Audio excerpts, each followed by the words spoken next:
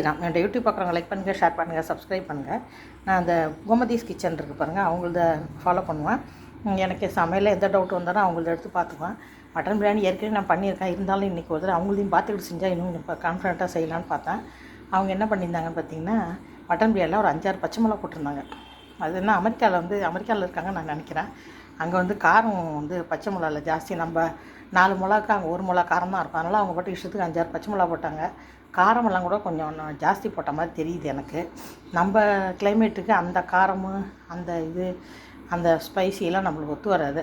மற்றதெல்லாம் அவங்களுக்கு கரெக்டாக ஃபாலோ பண்ணி செஞ்சுருக்கேன். அந்த காரம் மட்டும் அவங்க போட்டதில் எல்லாமே பாதியாக போட்டுக்கிட்டேன். 2 பச்சை மிளகா, சின்ன பச்சை மிளகா போட்டுக்கிட்டேன். அப்புறம் பார்த்திங்கன்னா காரம் கூட பாதி தான் போட்டேன். ஏன்னா அது கொஞ்சம் சின்ன கரெக்ஷன் சொல்லக்கூடாது. நல்லா சமைக்கிறவங்க சமையல் நம்ம கரெக்ஷன்லாம் செய்யறதுக்கு நம்மளுக்கு அவ்வளோ இதெல்லாம் இல்லை.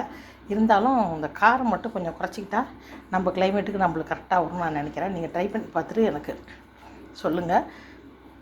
லைக் பண்ணுங்கள், ஷேர் பண்ணுங்கள், சப்ஸ்கிரைப் பண்ணுங்கள். என் பிரியாணியை பாருங்கள். இன்னும் கிண்டி விட்டோம்னா இன்னும் நல்லா இருக்கும். கொஞ்சோண்டு சாப்பிட்டு கூட பார்த்தேன், கரெக்டாக இருக்குது. காரம்லாம் தான் போட்டிருக்கேன். மட்டன் பிரியாணி பண்ணியிருக்கேன்.